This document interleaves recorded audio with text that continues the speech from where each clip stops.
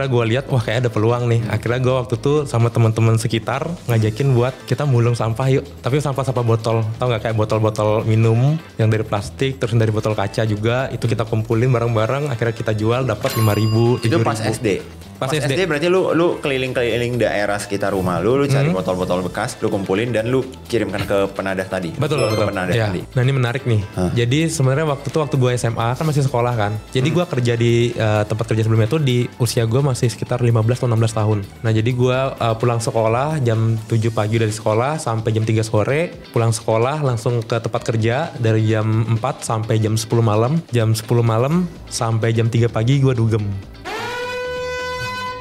SMP udah ngekos sendiri, gue bayar kos juga waktu itu pelan-pelan nyari duit dari, jadi bisnis pertama gue itu sebenarnya baju, clothing, bisnis yang diseriusin itu clothing. Jadi kelas 2 SMP gue sekolah di Kuta, itu gue bangun brand clothing yang waktu itu clothing indie lagi hype banget gitu kan. Lu ikut lomba foto bahkan sebelum lu punya kamera sendiri? Betul, jadi gue minjem kamera teman gue ikut lomba foto, kalau menang bagi 2 gitu. Jadi anggapannya gue ngasih dia komisi gitu.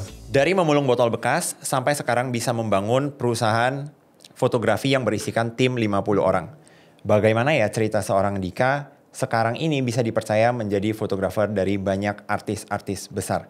Buat teman-teman yang kepo dengan ceritanya, pastikan nonton podcast ini sampai habis ya. Dika Ananta. Halo. Welcome to my podcast, bro. Thank you.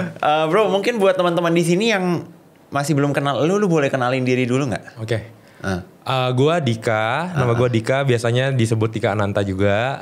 Kerjaan gue itu fotografer, based in Bali. Gue nanganin beberapa project kayak wedding, terus ada brand family photographer juga, brand family dan lebih tepatnya ke tour.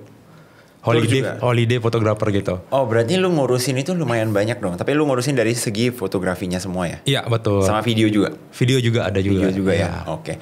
Ini kemarin gue sempat scrolling Instagram lu bro. Dan gue lihat isinya itu banyak banget artis-artis. Oke. Mungkin lu boleh ceritain gak sih gimana ceritanya bisa sampai lu itu fotoin banyak artis-artis besar Indonesia gitu? Oke, I see. Kalau artis-artis sih awalnya gue dapet relasi itu dari temen temen yang nggak sengaja gue kenal juga dari si A, si B, si C, terus berkesempatan buat fotoin salah satu artis, terus salah satu artis itu dilihat postingan sama artis lain, akhirnya mereka ngontek gue juga, akhirnya ngegulung sendiri gitu. Terus ada juga artis yang gue udah fotoin, terus puas sama pelayanan gue, akhirnya dia rekomendasiin ke teman-teman artis lainnya juga gitu. Oke, tapi itu hanya di Bali kah atau lu juga ada kayak fotoin misalnya lokasi artisnya itu lagi di Jakarta dan dia mau photoshoot misalnya atau ada kegiatan apa, lu juga datang atau gimana? Atau hanya di Bali? Kalau kita sih base-nya in Bali. Cuman kalau misalkan klien mintanya foto di luar Bali juga kita bisa. Kita ada open trip juga, itu ke Singapura, ke Jepang, ke Thailand dan berbagai negara lainnya juga gitu. Jadi misalkan kalau ada klien atau artis yang pengen fotoin di luar negeri itu bisa banget. Jadi tinggal mereka terbangin gua atau pas ikutan batch gua pas open trip gitu. Oh oke. Ini gue merasa unik banget nih konsep open trip ya. Jadi open trip ini berarti jadwal lu nih yang lagi di luar negeri dan apabila ada siapapun ya yang kebetulan juga lagi di sana di momen itu boleh langsung kontak gitu ya? Iya, biasanya kayak gitu. Jadi kita buat kayak promo gitu, flyer. Gue infoin ke audiens gitu buat kalau misalkan kita ada open trip di tanggal berapa atau bulan berapa, jadi kita isi beberapa kuota gitu, misalkan kayak 10 kuota untuk 10 klien, itu tanggalnya kita yang tentuin. Jadi klien yang mau masuk bisa booking pas kita lagi open trip. Jadi misalkan kita ke Jepang itu open tripnya di bulan Desember, itu tinggal mereka masuk untuk ikutan batch gue di bulan Desember. Jadi berangkatnya barengan, cuman tanggal pemotretannya itu beda-beda. Jadi ada yang hari pertama klien pertama, hari kedua klien kedua kayak gitu.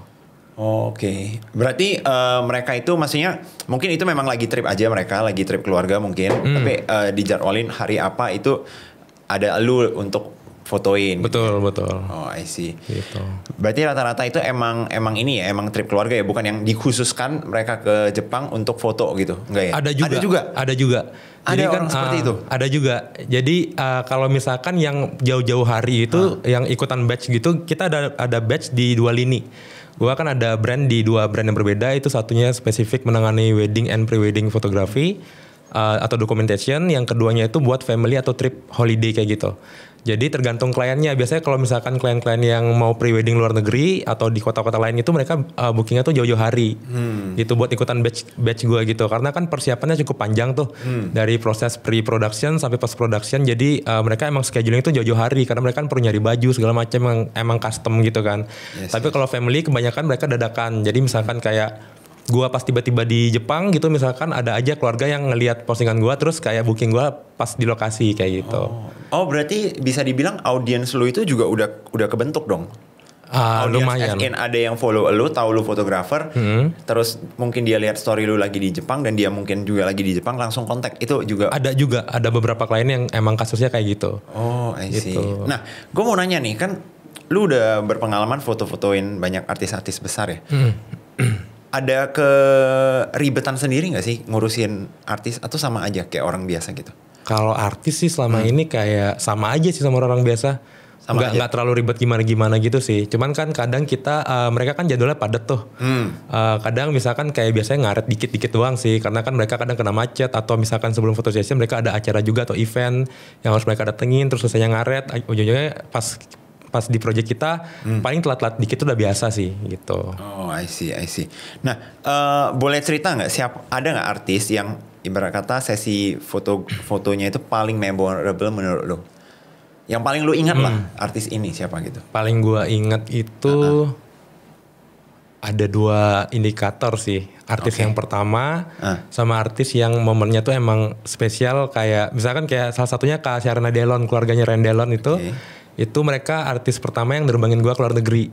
Jadi gue dapet experience pertama itu dari mereka. Itu kemana tuh? Itu ke Singapura. Jadi khusus fotoin untuk family trip mereka gitu di Singapura. Beberapa hari, sekitar hampir seminggu lah gitu. Oh, seminggu? Hampir seminggu gitu. Mungkin 5 harian mungkin. Oh, berarti emang ada ya, maksudnya orang itu misalnya dia keluarga, dia lagi liburan, keluarga lagi liburan nih, tapi dia hire fotografer ikutin seminggu untuk foto momen ketika lagi liburan. Ada.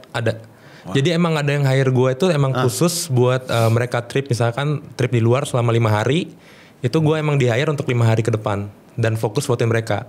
Tapi kalau yang open batch itu mereka biasanya yang short session yang sehari itu mereka cuman sesi pemotretan 2 jam 4 jam, terus next day-nya itu klien lain lagi gitu. Oh, nah tapi itu biasa kalau sesi fotonya itu kan 5 hari nih bro. 5 hari itu kan panjang banget kan. Iya, panjang banget. Ibarat kata 5 hari itu lu foto juga banyak banget pasti momen-momen kan. Betul. Biasanya itu memang momennya sudah di set up dalam artian oh ini backgroundnya bagus nih lu pose ya, atau ya candid aja gitu. Kalau gue sih lebih tipe yang gue tentunya nyari mood board juga, siapin mood board juga. Cuman di lokasi itu gue nggak berpatokan banget sama mood board. Cuman di awal gue amanin mood board sekiranya yang emang menjadi request klien mungkin, atau misalkan yang ada dari gambaran gue sebelumnya. Cuman karena di lokasi itu kan biasanya kondisinya beda-beda tuh. Misalkan kayak kita mood board kita pas cerah nih di pantai misalkan, tapi ternyata pas di pantai itu mendung, otomatis kita nggak bisa sesuai dengan mood board karena vibes-nya pun yang akan dihasilkan pun berbeda. Gitu, misalkan kayak mendung mungkin kita buatnya lebih bagus kalau dramatis nih, jadi moodnya kita buat berubah dari mood board gitu. Tapi dengan persetujuan klien juga gitu. Tapi kalau misalnya udah nggak sesuai nih, tapi si kliennya tetap mau mood board yang sebelumnya, let's say kondisi cuaca nggak mendukung nih, itu tetap bisa dimainin lewat editan atau gimana? Nggak bisa? Tetap bisa sih, cuman nggak sama persis sama kondisi mood board awalnya. Kalau memang cuacanya nggak mendukung, pasti ada perbedaan dari segi lighting, dari segi ambience dan lain-lainnya gitu. Cuman untuk mengikuti kayak moodnya mau ke arah mana, happy atau segala macam itu masih bisa. Cuman kalau untuk background itu emang rada tricky, rada sulit kalau emang udah beda banget dari mood board awalnya gitu. Ada nggak nih bro sosok artis ya atau influencer mungkin yang pernah lo handle, yang orang aslinya itu ketika lo kerja sama bareng dengan dia itu beda banget dengan apa yang ada di layar? Ada nggak? Beda banget itu dalam konteks apa ya? Dalam konteks misalnya di layar itu dia sering muncul sebagai sosok yang lucu atau sosok yang heboh, tapi ternyata aslinya itu pendiam banget, atau mungkin kebalikannya. Ada nggak? Atau cerita-cerita lucu yang ketika lu kerja sama dengan artis terjadi gitu? Ada. Apa tuh? Nggak usah sebut nama. Jadi ya, Jadi kalau di media orang ini tuh kelihatannya kayak kocak, lucu, terus kayak apa ya, lebih kayak chill, santai, terus banyak lucunya lah. Tapi pas aslinya ketemu itu orangnya bener-bener kayak serius, terus kayak apa ya, lebih calm aja. Tapi baik banget orangnya, baik banget. Cuman beda banget lah sama yang di media kayak kocak, ngelucu segala macam. Jadi pas ketemu tuh emang obrolannya pun juga serius. Gue nanya-nanya hal yang serius dan beliau pun ngasih tahu hal-hal atau ilmu-ilmu yang serius, nggak kayak di media yang Orangnya kocak. sana sini kocak gitu. Oh gitu, I see. Iya. Kok bisa lu, maksudnya boleh diceritain nggak? Kok bisa lu dari awal itu kok bisa terjun ke dunia fotografi? Apakah dari awal memang punya minat di fotografi atau memang ambil kuliah yang berhubungan dengan fotografi atau gimana? Kalau awalnya, kalau gue jujur basic atau background gue bukan dari jurusan fotografi atau media, malah jurusannya itu pas kuliah manajemen. Oke. Lumayan jauh sih orang kalau dengarnya juga kayak bilang sih. wah jauh banget sih kayak kok bisa terjun ke fotografi. Jadi fotografi ini sebenarnya bukan hobi awalnya, bukan hobi. Cuman menjadi awal untuk gue merubah kehidupan gue. Gitu. Jadi gue flashback dikit ke belakang ya. Jadi waktu SD itu nyokap kan basicnya bisnis juga. Cuman ya bisnisnya nggak gede-gede banget lah. Cuman settle lah, lumayan untuk buat kita hidup gitu. Berkecukupan dulunya. Akhirnya nyokap gue bangkrut, sampai rumah kejual, aset semua kejual. Itu di umur berapa? Di kelas 4 SD. Oh itu masih oke. Kelas 4 SD. Awalnya nyokap bohong tuh. Kita sempet karena rumah kejual, kita pindah ke kos-kosan. Kos-kosan yang kecil banget. Terus di lingkungan yang nggak proper juga, bisa dibilang sebelahnya tuh kayak tempat pembuangan sampah. Terus tempat ya kalau dibilang apa ya, pemukiman yang nggak bersih lah kayak gitu. Karena sisa modalnya habis dan terpaksa kita tinggal di sana. Tapi waktu itu nyokap ada kebohongan ke gua, bilang bahwa kita mau beli rumah. Oh. Lagi membangun rumah. Lagi renov. Oke. Iya, membangun rumah sih. Okay. Jadi rumah yang itu kita nggak bakal tinggal sana lagi, tapi kita membangun rumah. Sementara kita di sini dulu sampai proses pembangunannya selesai. Akhirnya gue tinggal di situ di pemukiman itu, tapi berjalan beberapa bulan gue minta buat diajakin ke proyeknya, kok nggak diajak-ajakin. Terus kayak mulai tercium lah bau-bau kebohongannya. Ternyata akhirnya nyokap bilang bahwa kita bangkrut. Nah di situ gue syok parah sih, maksudnya nggak pernah kebayang sih yang dulunya hidupnya lumayan settle, mau uang jajan ada, akhirnya mengalami kesulitan yang gue tahu di usia saat itu bikin gue syok banget gitu. Apalagi ngebayangin nyokap gue kebetulan single parents, jadi kita hidup berdua dari kecil. Jadi nyokap berjuang banget buat gue, dan ketika tahu kondisi itu gue cukup syok sih. Akhirnya gue berpikir buat saat itu juga gue memutuskan untuk gimana caranya mengurangi beban orang tua.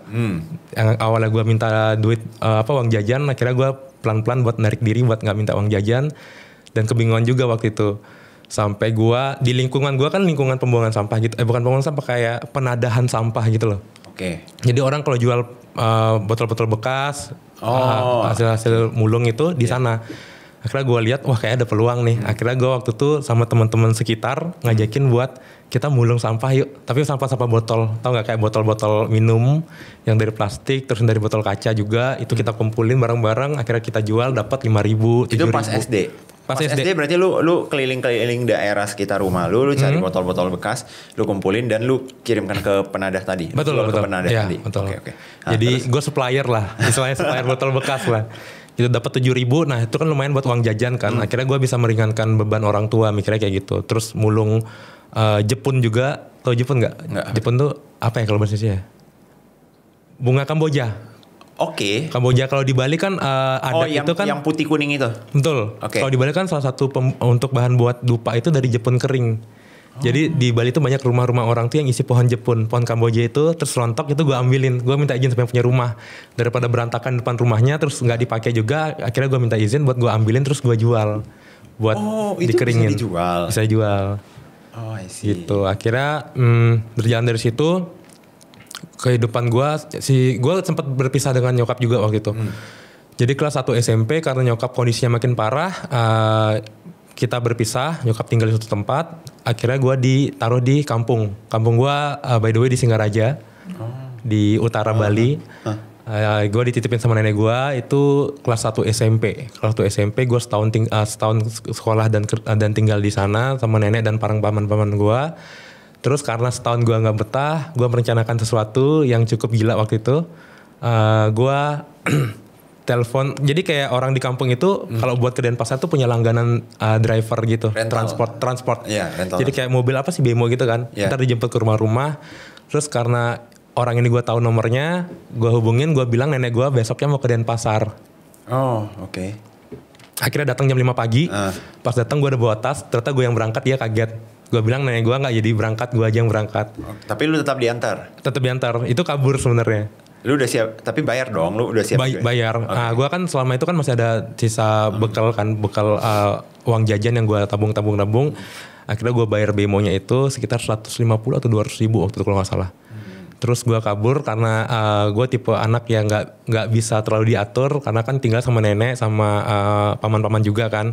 Akhirnya gue kabur naik bemo sampai Denpasar, semua bingung gue kemana. Pas di Denpasar baru gue bilang bahwa gue kabur. Gue nggak mau lagi sekolah di Singaraja. Gue mau tinggal di Denpasar gitu.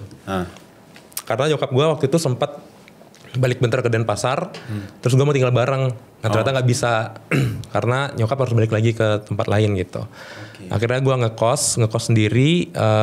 SMP udah ngekos sendiri, gue bayar kos juga waktu itu pelan-pelan nyari duit dari.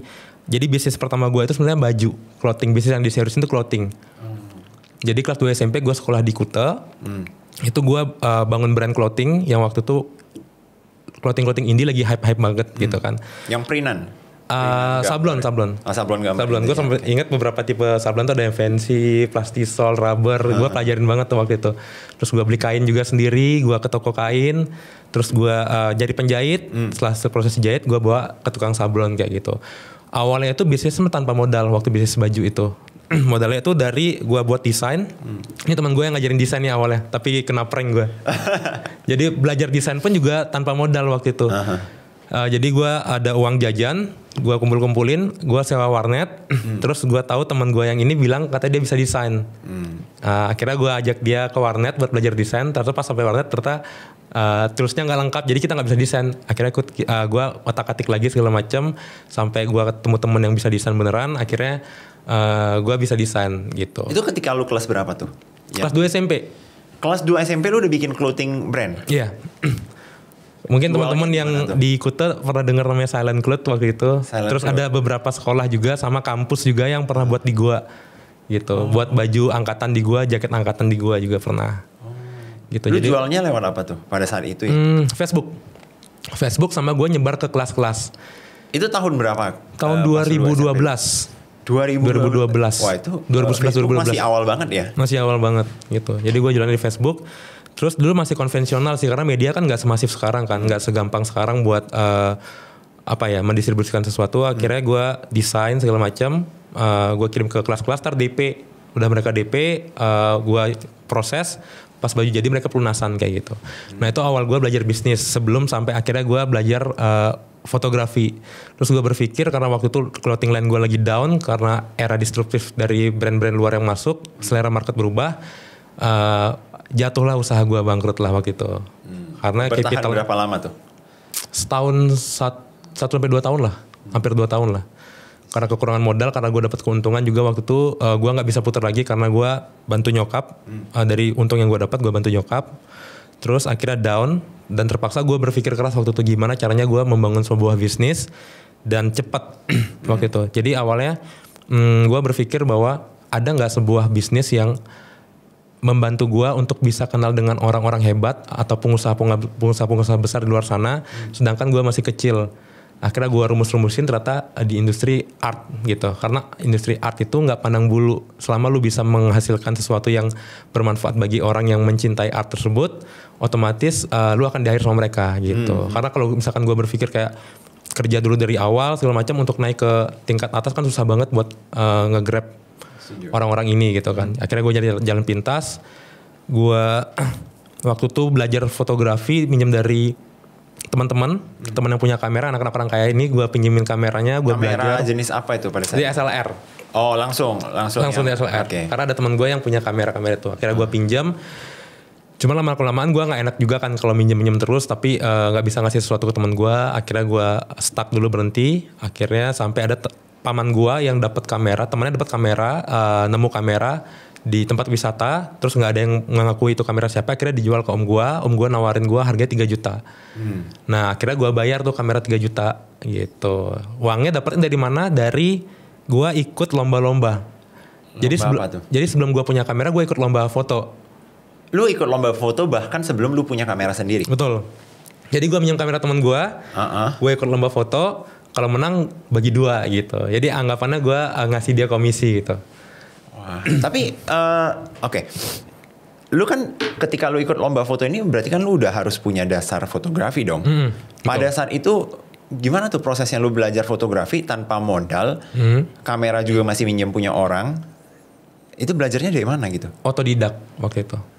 Otodidaknya dari kayak YouTube atau apa gitu? Dari YouTube, terus dari teman-teman yang senior, misalkan anak-anak SMA yang atau kuliah yang udah terjun di dunia itu, gue pepet-pepet, gue minta diajarin. Waktu itu ingat nggak lu zaman-zaman trennya lensa fisheye, efeknya aquamarine? Kayaknya tahu deh gue. Lensa fisheye. Itu awal-awal gue belajar fotografi. Itu akhirnya gue ketemu patternnya, oh ternyata enak juga. Gue main ke landscape. Cuman di landscape gue belum ada modal juga waktu itu. Sebelum kamera 3 juta ini gue bayar kayak gitu.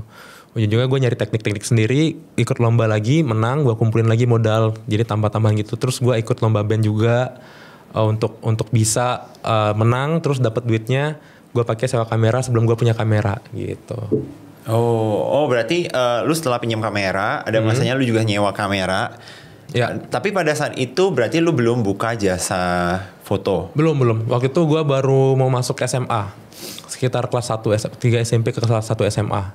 Itu fase gue awalnya nge-landscape, foto-foto landscape. Pada saat itu lomba yang lu ikuti memang lomba untuk anak SMP apa orang juga kagak tahu yang ikut ini anak SMP? Nggak tahu. Gue ada main di website juga waktu itu. Terus ada yang offline juga. Jadi kayak kampus ngadain lomba foto. Gue ikut yang kategorinya umum. Berarti yang ikut itu rata-rata harusnya orang-orang yang udah dewasa dong? Kebanyakan iya. Tapi mereka tahu kalau yang menang itu anak SMP? Tahu. Waktu itu udah SMA, gue rutin ikut lomba kampus-kampus tuh SMA, kelas 1 SMA. I see. Ikut lomba kampus di kampus-kampus yang emang industri fotografi gitu. Terus akhirnya lu belilah ini 3 juta kamera sendiri ya? Ya.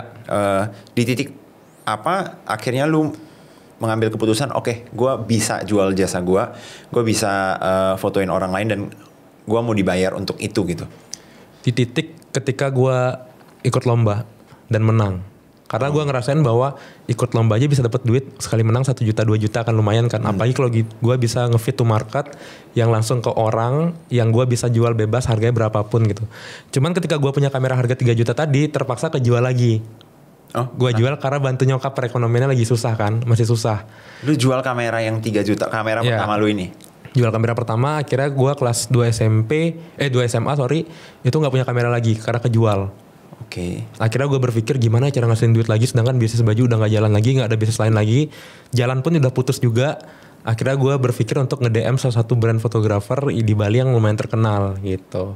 Oke. Akhirnya gue nge-DM, cuman gue berpikir waktu itu kayaknya gak mungkin ya kalau gue kerja di dia mau hire gue sebagai orang yang gak punya pengalaman sama kayak dia, levelnya jauh beda. Terus gue berpikir buat gue nge-DM, minta kerjaan tapi gak usah dibayar. Jadi gue chat bos gue ini, mantan bos gue ini, kalau orang beli kan panggilnya beli kan. Halo beli, salam kenal, bla bla bla bla. Boleh nggak aku daftar kerja? Nggak usah dibayar. Nggak apa-apa, aku bantu-bantu aja. Jadi gue menawarkan jasa gue secara sukarela. Yang lu mau itu apa? Yang gue mau adalah gue dapat ilmunya pertama, kedua dapat gue pengalaman, ketiga biar ada kerjaan aja tambahan. Karena gue berpikir waktu itu kalau misalkan gue daftar kerja untuk penerimaan di awal mungkin kalau gue langsung minta bayaran mungkin perusahaan masih nggak percaya kan. Tapi kalau misalkan gue kasih gratis kan nothing tulus buat mereka juga kan. Jadi mereka kan bakal iseng aja buat nyoba terima gue gitu kan, karena kan lumayan membantu. Cuman yang gue jamin adalah ketika gue kerja gue harus bikin bos gue salut sama gue harus perform meskipun gak dapat bayaran, gue harus perform, gue harus bisa membantu pekerjaan beliau sebaik mungkin sampai beliau merasa terbantu dengan adanya gue, dan otomatis kedepannya pasti beliau bayar gue ketika gue udah pantas gitu. I see. Akhirnya kerja terus dibayar lah waktu itu sempat. Oke. Gitu. Nah, tapi dari sana akhirnya lu sempat kerja di tempat tersebut itu berapa lama? Hampir setahun. Hampir setahun. Berarti itu setahun. lu juga belum, ibarat kata belum menawarkan jasa lu sebagai fotografer ya? Belum. Gue awalnya masuknya jadi editor. Oh, lu di sana sebagai editor dulu. Asisten foto, megang lighting kayak gini. Terus banyak segmen. Jadi sebenarnya job desk gue itu editor. Cuman gue inisiatif karena gue nggak mau di sini doang. Gue pengen belajar lebih juga. Gue inisiatif untuk minta kasih kesempatan untuk ikut foto jadi asisten. Terus dari asisten segala macam. Misalkan bos gue mau meeting, gue ikut. Jadi gue belajar banyak lah di situ. Gitu. Nggak cuman belajar sesuai dengan job desk gue doang gitu. Jadi berarti pada saat itu awalnya itu ketika lu lamar berarti kan lu nunjukin dong portfolio gue pernah ikut lomba ini nih, itu kan? Ya. Tapi akhirnya jadi editor dulu. Yang mau gue tahu itu adalah kan pada saat itu lu orang yang sudah memenangkan beberapa perlombaan ya. Tapi lu bilang lu mau masuk ke tempat tersebut kerja di sana untuk dapat ilmu tambahan. Apakah benar-benar ada banyak ilmu tambahan yang lu dapat? Kalau dibilang banyak, pastinya banyak. Oh gitu. Karena awalnya kan gue basicnya landscape kan. Terus gue di situ tempat kerjanya gue yang waktu itu adalah industrinya wedding and pre-wedding. Landscape dan wedding apa bedanya? Kalau landscape pemandangan. Jadi foto pemandangan, foto gunung, foto pantai gitu. Biasanya buat lomba, kirim lomba ke majalah segala macam atau online atau dibeli sama orang sebagai lukisan segala macam kayak gitu. Dan itu beda banget sama wedding dan pre-wedding gitu. Jadi gue belajar banyak wedding dan pre-wedding di bos gue ini. Waktu itu tapi brandnya itu beda banget segmennya sama brand yang sekarang gue jalanin. Kalau beliau lebih jalanin ke wedding and pre-wedding culture, budaya, adat gitu. Jadi foto pakaian adat Bali segala macam. Yang pernikahannya masih budaya Bali banget. Iya, gitu heritage banget gitu. Kalau gue sekarang kan lebih ke casual dan lebih ke ya casual lah jatuhnya gitu. Oke. Tapi lu pernah nggak jual foto lu dan ada orang yang beli gitu? Emang benar-benar ada gitu? Ada. Dan di print dan ditaruh di rumah gitu? Betul. Oh gitu? Ada. Biasa bisa kejual berapa gitu? Kalau waktu itu 500.000 lah. 500.000. Tapi kalau misalnya, ya, let's say kayak fotografer yang legendaris gitu juga bisa dijual? Bisa banget. Foto bisa banget. Bisa banget. Itu kalau untuk biasanya keperluan untuk majalah, untuk dicetak jadi lukisan, jadi interior kayak gitu. Tapi kalau gue yang jalanin sekarang dan fokusin sekarang setelah lulus itu adalah ke wedding and pre-wedding dan brand satu lagi di family dan tour gitu. Nah, jadi akhirnya gimana tuh dari lu kerja sampai akhirnya memutuskan untuk oke, gue mau bikin brand gue sendiri atau jasa gue sendiri gitu? Nah ini menarik nih.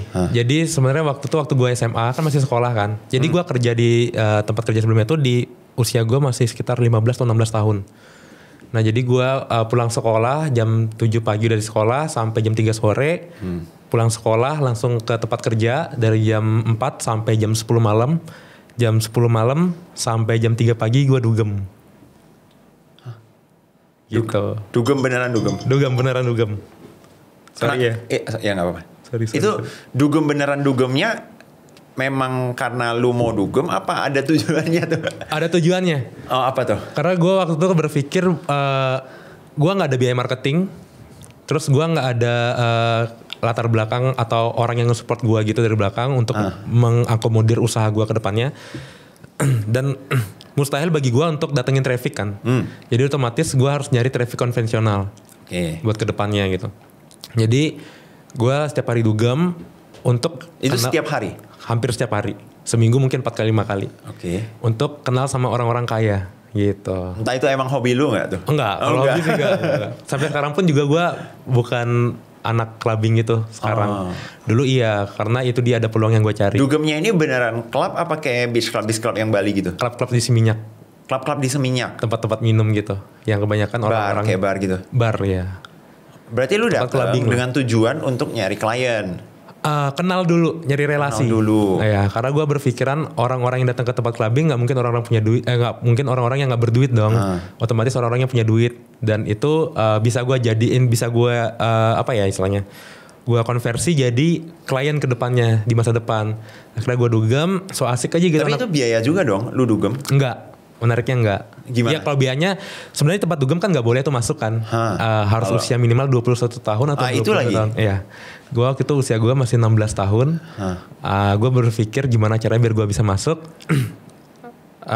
Waktu itu gue inget banget di tempat dugem kan ada kayak security gitu kan. Yeah. Kalau di Bali itu istilahnya aji-aji yang jaga tempat dugem. Gue beli rokok, gue deketin, gue ngobrol dulu sebentar, ngobrol kayak nanya-nanya tentang daerah sana segala macam, kayak jadi teman ngobrol mereka lah gitu kan. Akhirnya gue beli rokok, gue liat rokok apa yang mereka pegang, gue mampir ke seberangnya, gue beli rokok. Mungkin teman-teman yang tahu dagang rokok di seberang tempat klub, tempat parkir tuh, gue gak mau sebut nama, pasti orang-orang tahu nih, di Bali terkenal banget. Akhirnya gue beli rokok, gue bawain rokok. Jadi membangun hubungan yang bagus dengan orang yang bisa memberikan gue akses masuk gitu. Akhirnya kenal baik segala macam, sering ngobrol. Akhirnya gue minta satu permintaan ke beliau nih, ke Aji ini, bahwa bisa nggak bantuin saya pengen nyoba aja sekali-sekali gitu. Akhirnya mungkin karena ngerasa udah dekat atau kayak keluarga sendiri, dibantuin lah masuk gitu. Akhirnya gue dugem, kenal sama orang, kenal beberapa klien pun juga awalnya dari boleh disensor nggak? Ntar di sensor aja sorry. Di ini ya sensor. Iya. Jadi klien awal gue tuh dari situ datangnya. Tapi kan lu tiap malam datangnya. Berarti lu di dalam memang juga nggak minum, juga nggak apa. Emang lu fokusnya, oke gue kenalan, gue sok asik gitu ya. Sotoy-sotoyan aja sama orang baru gitu, sok SKSD gitu ya. Oh emang begitu?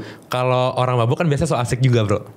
Ya iya sih. Jadi kadang gue datang aja joget-joget bisa diajakin bro, join dong. Biar ada teman. Kadang ada orang yang kayak lagi galau nggak ada teman, terus lihat ada orang dipanggil duluan, disamperin duluan buat jadi teman ngobrol.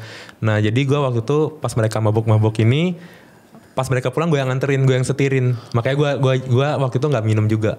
Kalau minum paling sebotol bir doang ditraktir sama orang-orang itu. Jadi bermanfaat juga lah buat mereka. Jadi gue jadi sopir mereka pas mereka mabuk, gue nyetirin mereka ke villanya, balik abis itu gue tinggalin gitu. Akhirnya gara-gara itu mereka mungkin ngerasa nyaman sama gue, ngerasa udah kayak temen. Akhirnya mereka jadi klien, terus mereka yang promosiin gue ke teman-teman lainnya. Itu banyak kan bule apa lokal? Lokal, Jakarta kebanyakan. Oh lokal. Anak-anak Jakarta. I see. Berarti emang mereka kesana itu yang liburan kesana ya? Betul, yang liburan. Oh oke. Gitu. Oke, dari sana lu dapet nih klien. Gimana ceritanya? Berarti klien pertama lu datang dari bar tersebut? Rata-rata iya. Yang pertama. Kalau yang pertama banget gue lupa. Cuman di awal-awal iya dari tempat-tempat itu. Lu gimana tuh proses nawarinnya? Kan nih orang lagi mabuk nih. Kan besoknya. Kan mabuknya malamnya. Habis itu kadang gue disuruh nginep di villanya kan. Mereka kan open villa yang berapa kamar gitu. Akhirnya ada kamar kosong, gue disuruh tinggal. Akhirnya pas besoknya mereka bangun ya gue beliin air segala macem kayak gitu. Akhirnya ngobrol-ngobrol kenal. Karena namanya orang mabuk kan so asik aja kan awalnya. Terus mereka mungkin ngerasa kayak wah nih orang udah baik, ya udahlah kita ajak ngobrol gitu. Tapi ini ya hidup lu itu kayak eksploratif banget. Eksploratif banget. Maksud gue nekat sih lebih tepatnya. Nekat sih. Iya. Maksud gue nggak kepikiran. Satu nih, lu nggak cukup umur itu udah pasti. Betul. Yang kedua, siapa yang kepikiran mau menawarkan jasa foto dengan datang ke bar SKSD dengan orang, belum tentu juga bakal kenal dengan orang yang baik gitu. Betul. Ya. Terus lu anterin lagi pulang. Betul. Berarti sampai di titik lu udah SKSD dengan dia, masih belum tentu dia bakal ngambil jasa lu gitu kan? Belum tentu. Iya. Wah. Tapi kalau begitu dari pengalaman lu closing rate-nya tinggi nggak setelah lu gitu? Kalau yang waktu itu lumayan tinggi. Oh gitu. Anggapannya gue kenal satu orang ngasilin satu traffic lah. Gitu. Masih at least kalau bukan dia yang ngambil, dia temennya bisa bantu datengin satu traffic. Iya. Wah gitu. Keren. Ini bisa jadi inspirasi buat orang lain nih. Iya karena waktu itu gue udah kepepet sih. Mungkin bener istilah kayak the power of kepepet tuh bener banget. Karena kalau misalkan kita udah kepepet pasti kita akan berusaha untuk berpikir jalan apa nih yang bisa ditempuh kan gitu. Jadi modal nekat aja sebenarnya gitu. Mungkin kalau gak kepepet juga gak kepikiran kesana gitu. Nah ini gue jadi mau nanya nih. Jadi pada saat itu keseharian lu itu prosesnya gimana nih? Karena menurut gue kok full banget. Pagi lu sekolah, bener kan? Bener. Pagi lu sekolah, terus sorenya lu ngapain? Sorenya berarti lu fotoin kerja. Orang? Sorenya kerja, jadi editor. Loh, tapi harusnya kan ini lu udah nggak jadi editor dong? Pas udah selesai. Pas udah selesai yang lu datang ke klub-klub itu loh. Klubnya SMA, itu gue masih kerja di tempat orang. Oh berarti pagi lu sekolah, sore lu kerja, malam lu ngeklub. Klub. Lu fotoinnya kapan? Fotoinnya belum foto waktu itu. Oke. Jadi gue bener-bener kayak kenalan dulu karena gue waktu itu ngerasa kayak gue masih kerja di tempat orang kayak kurang etis kalau gue ngambil side job juga kan gitu tanpa persetujuan bos gue juga. Akhirnya gue kumpulin waktu itu kayak traffic doang kenal-kenal sama orang. Pas gue resign kan gue setahun di situ kan. Pas gue resign teman-teman dari tempat clubbing ini mulai masuk nanyain kayak oh lu udah terima foto sendiri ya, udah berdiri sendiri ya. Yaudah ini ada teman gue yang mau wedding atau mau foto pre-wedding fotoin gih kayak gitu. Tapi berarti lu ini dong pada saat itu ketika lu dapetin teman-teman ini juga tanpa dengan plan lu bakal tawarin jasa nanti. Iya. Wah. Gitu. Jadi emang kepikiran ke situ. Jadi istilahnya kayak gue lagi bangun apa ya intangible asset kali ya. Iya, maksud gue konsep dari ibarat kata lu nge-brandingin diri lu sendiri bahkan sebelum lu bisa jualin produknya. Betul. Oke. Berarti kita katakan lu resign nih akhirnya. Lu resign, terus lu info ini ke mereka. Gue udah resign nih, dan gue buka jasa foto sendiri. Pada saat itu, kalau boleh tahu dari lu main-main tiap malam di sana ya, kekumpul berapa orang gitu? Apanya nih? Trafficnya? Setiap bulan atau? Database-nya lah. Database waktu itu gue belum catat karena gue belum. Kira-kira waktu SMA ratusan hampir sih. Hampir ratusan. Hampir. Oke. Gitu. Nah dari sana baru lu buka jasa foto dan itulah klien-klien awal lu atau mereka datengin klien-klien awal lu. Ya. I see. Pada saat itu apa jasa pertama yang lu buka? Jasa pertama foto holiday dulu.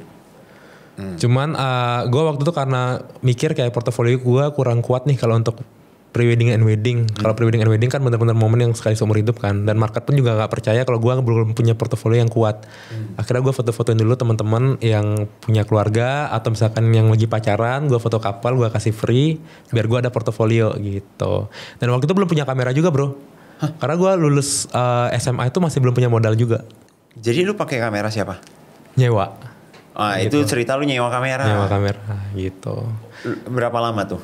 Lu nyewa sampai akhirnya lu beli kamera sendiri? 2 tahun lah, 2 tahun. 2 tahun? 2 tahun. Jadi ketika ada klien gue sewa kamera itu. Di Denpasar.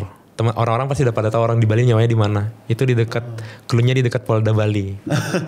Berarti 2 tahun lu buka jasa jasa foto tapi lu belum punya kamera? Belum punya kamera. Karena kan untuk dapat gear kamera itu kan mahal banget ya. Kamera doang udah puluhan juta belum lensa segala macam.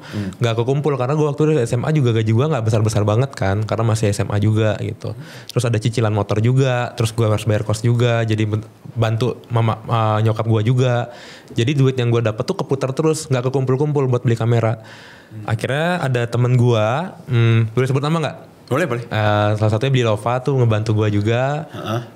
Untuk awal-awal gue, dia yang support gue banget. Waktu itu gue belum mampu beli laptop. Dia yang bantu ngarahin gue buat ke temennya yang jual laptop dan bisa dicicil. Jadi waktu itu MacBook Pro harganya 30 juta, gue cicil sebulan itu 1,5 juta kalau nggak salah. Gitu. Akhirnya beli laptop, kekumpul, akhirnya beli kamera gitu. Dan beli kamera pun ini juga awalnya dia yang bantu. Dia nawarin diri bahwa dia kan punya produk juga kan, produk bisnis juga. Dik, dia nanya, lu kenapa gak beli kamera gitu. Gue bilang lah jujur karena gak ada duit kan, lumayan mahal. Kalau kamera bekas harganya berapa? Oh ini ada nih kamera bekas rata 8 juta gitu. Akhirnya dia bilang, mau gak aku bantu beli kamera patungan kita. Jadi nyari 4 orang yang punya produk lagi. Terus nanti kamu fotoin produknya ntar kayak misalkan Lova itu ngasih gue duit 2 juta. Temen yang lain 2 juta lagi, 2 juta lagi. Akhirnya kekumpul 8 juta waktu itu dari 4 orang ini. Baru si produknya ini lu fotoin? Sebelumnya udah gue fotoin sih. Jadi misalkan pas gue ikut lomba produknya Bilova ini udah gue fotoin juga gitu. Makanya dia percaya juga sama gue kan gitu. Karena udah deket juga temenan. Tapi itu duitnya itu yang 2 juta itu sebagai apa? Utang kah? Apakah? Sebenarnya gini, gue bilangnya ke mereka itu adalah utang. Jadi gue bakal fotoin produk lu sampai gue bisa balikin duitnya gitu. Jadi kapanpun lu butuh gue akan fotoin kayak gitu. Terus kayak Bilova gue bilang kayak lu udah cukup banyak sih fotoin produk gue. Jadi kayaknya gak usah terlalu gimana-gimana, santai aja lah gitu. Akhirnya dia ngebantu juga salah satunya. Dan duit gue juga keluar waktu itu 2 juta juga.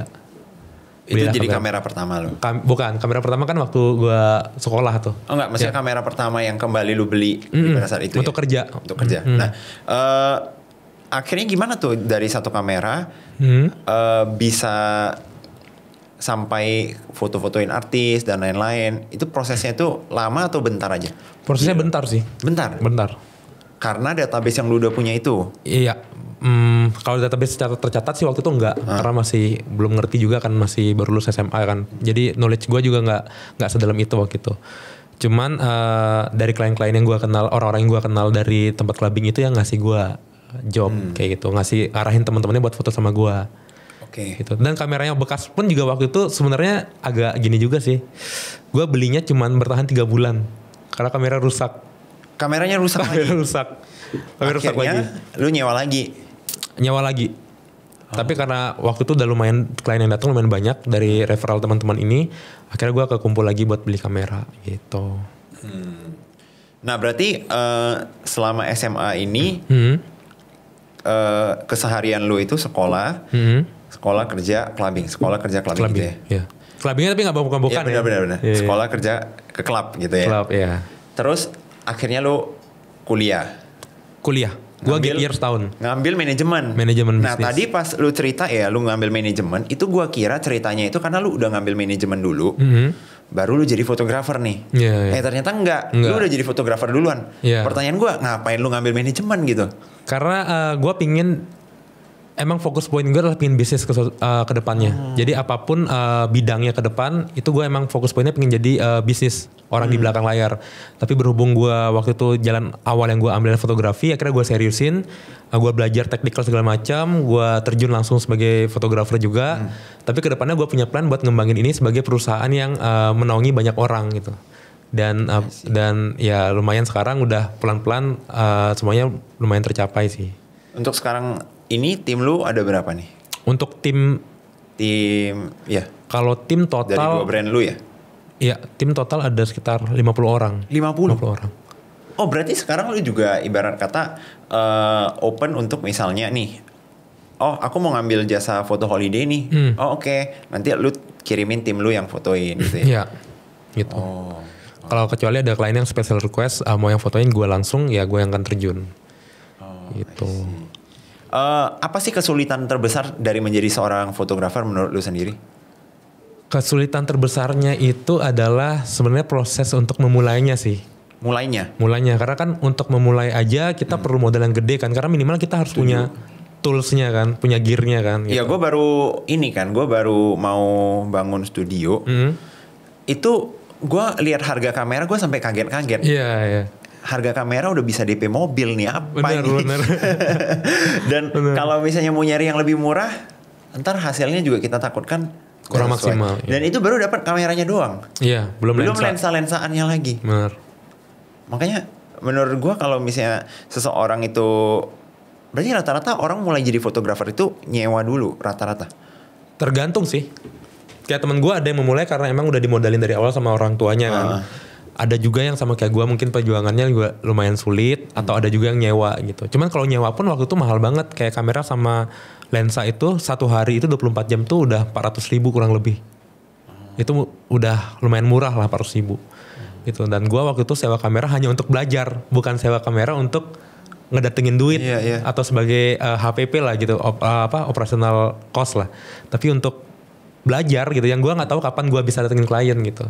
Dan prosesnya pun juga gue dapetin untuk sewa kamera ini dari lomba musik waktu itu. Lomba band. Jadi gue emang sedikit bisa main alat musik. Terus gue bangun bareng tim teman-teman gue juga bangun band. Akhirnya ikut lomba-lomba, menang, dapat duit, dibagi buat sewa kamera. Gitu. Oke, kalau kesulitannya sekarang itu apa? Maksudnya let's say orang udah jadi fotografer nih. Tadi kan mau mulai nih. Benar. Katakanlah dia memang udah jadi fotografer sekarang. Apa kesulitan yang masih sering lu hadapi sekarang sebagai fotografer? Kesulitannya itu sebenarnya lebih ke kita kan harus diminta untuk explore terus.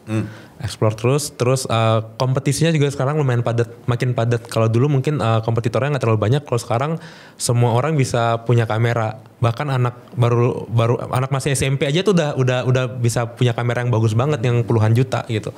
Jadi artinya kompetisinya semakin padat, otomatis kita harus muter otak terus buat gimana cara kita bisa ada value atau bisa beda dari fotografer-fotografer lain. Lebih ke situ sih.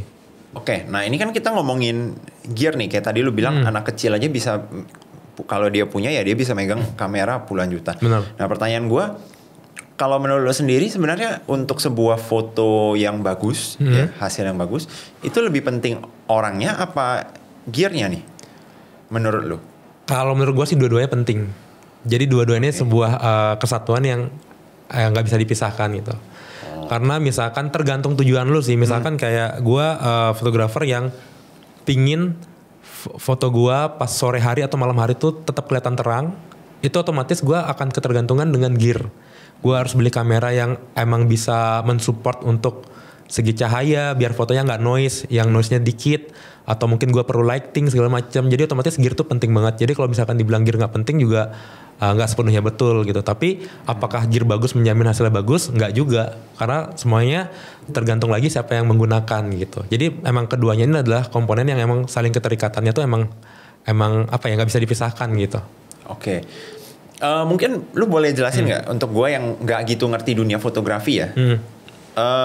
Katakanlah ada seorang, misalnya gue nih orang yang nggak ngerti fotografi, gue megang kamera yang mahal, gitu lah. Dengan lu megang kamera yang mahal, anggap kita pegang gear yang sama, dengan satu objek, kira-kira emang apa gitu hal berbeda yang akan lu sebagai fotografer profesional lakukan?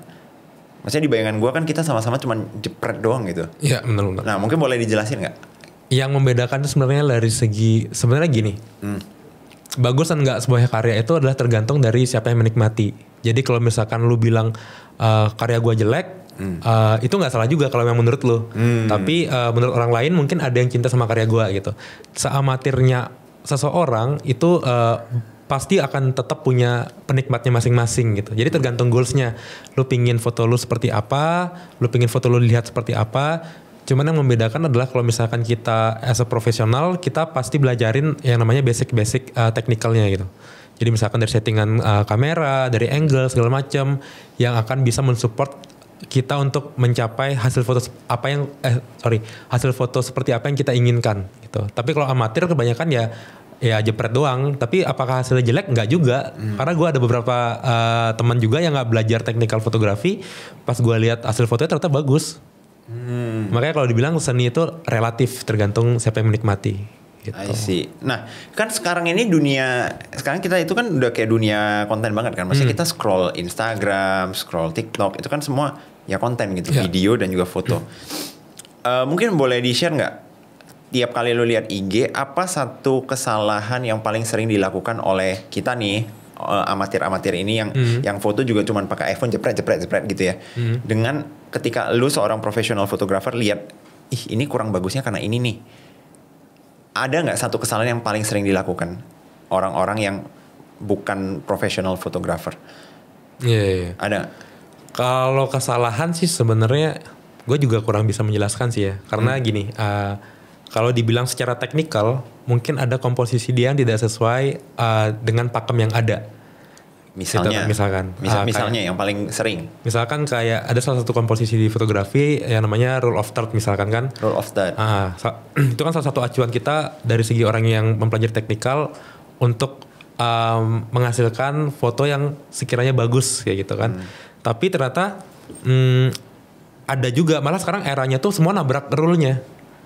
Sekarang jadi, malah eranya itu nggak sesuai dengan fotografer profesional pun sekarang fotonya tuh ingin dibuat seperti amatir, blurry, shaky. Kalau dulu kan foto goyang, foto blur tuh kan anggapannya kayak apa ya, kayak amatir lah, kayak nggak bisa foto lah gitu. Tapi sekarang malah yang profesional yang jago-jago, yang mahal-mahal harganya itu juga bikin fotonya kayak gitu, seamatir mungkin.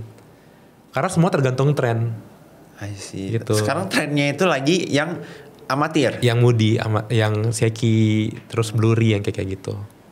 Oh, I see. Gitu. Tapi kalau dulu foto harus lurus kan. Kalau sekarang dimiring-miringin, digoyang-goyangin, dibuat blur, dibuat shaky. Tapi tetap ada ini nggak? Ada peraturannya nggak dari foto-foto yang amatir itu?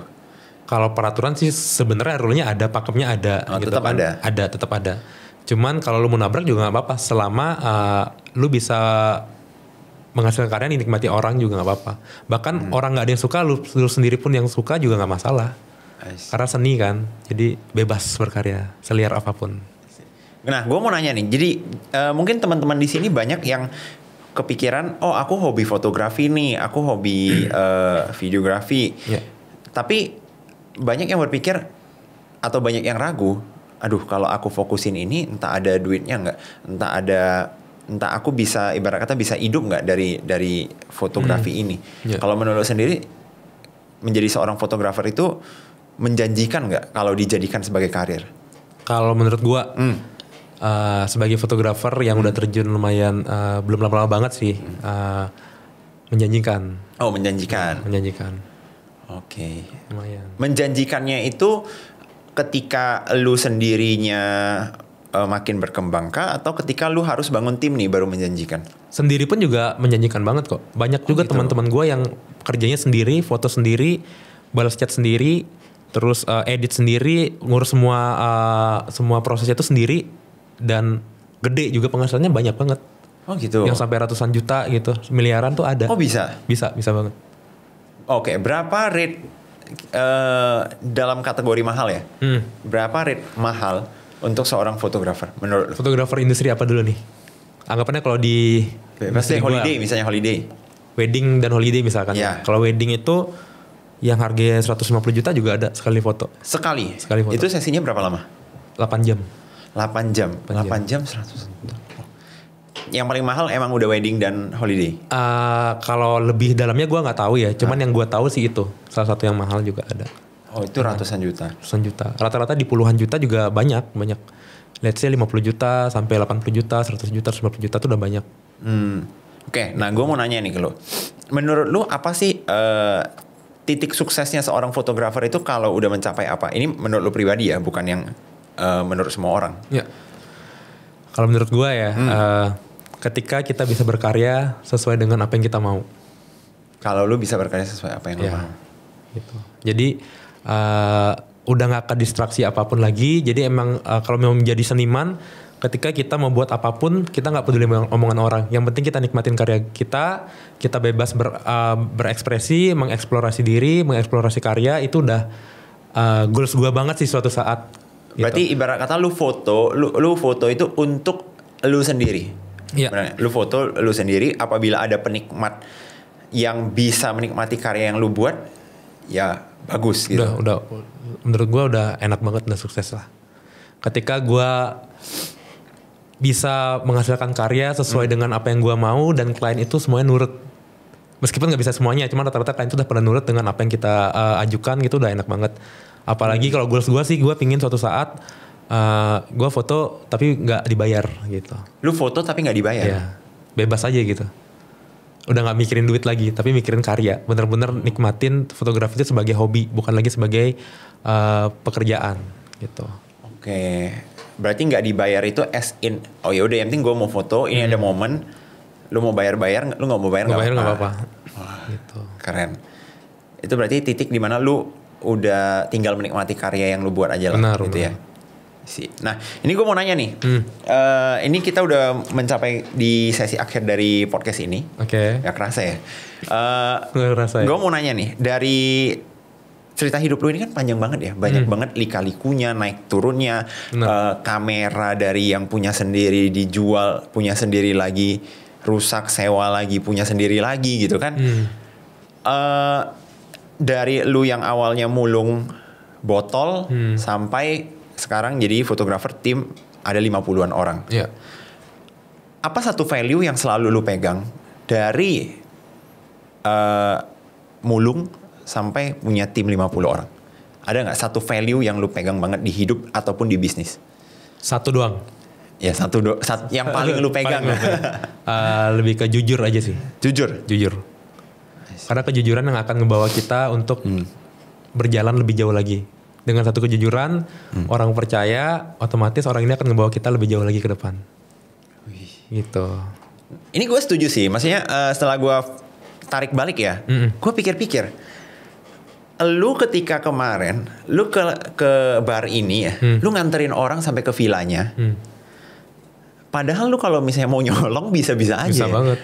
Nih orang udah pada mabuk semua nih. Iya. Pagi-pagi villanya udah kosong aja juga bisa gitu. Bisa banget ya. Tapi lu malah lu anterin, paginya lu beliin air. Dengan kondisi belum tentu nih orang akan mendatangkan traffic. Karena pada saat itu lu juga belum bisa jualan. Benar. Wah, keren sih, ini buah kejujurannya ini benar-benar terlihat kalau menurut. Wah.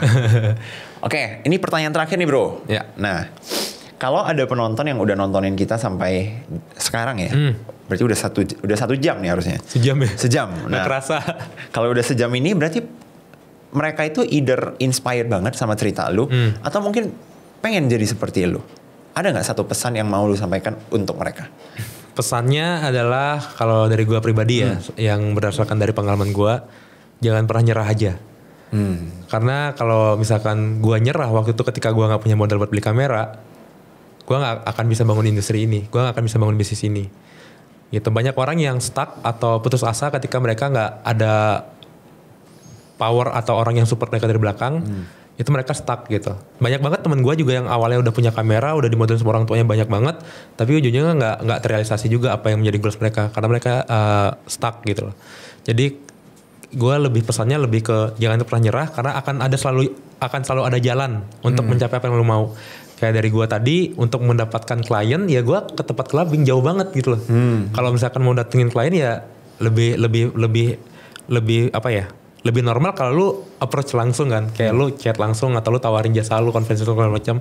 Tapi ada cara loh ternyata buat ngebawa gue sampai hari ini dengan cara clubbing. Wih, tapi jangan yang clubbing beneran gitu ya. Gitu, harus kuat iman. Oke, ini gue ada satu pertanyaan terakhir nih.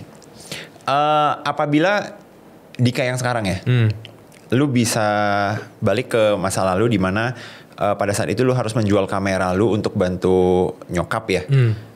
Apa satu pesan yang Dika sekarang nih mau sampaikan ke Dika pada saat itu? Satu pesan? Iya. Apa ya? Bingung kalau ditanya gitu. Bingung jujur. Bingung ya? Kalau satu pesan sih gini. Harusnya kalau ini kita nggak tahu ya, misalkan gue jalanin pun juga belum tentu hasilnya sama kan atau lebih baik. Harusnya gue lebih banyak explore aja dulu. Lebih banyak explore. Lebih banyak belajar tentang apa yang gue udah jalanin waktu itu, yang bisa ngebawa gue dalam proses percepatan yang harusnya gue tempuh 10 tahun, gue bisa tempuh 5 tahun gitu.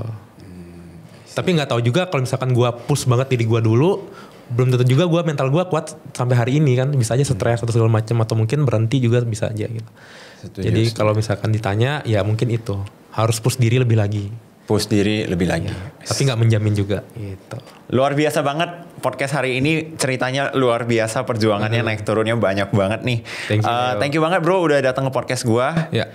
Buat teman-teman yang mau nontonin podcast lain dengan narasumber keren-keren seperti hari ini, pastikan udah subscribe channel ini. Thank you.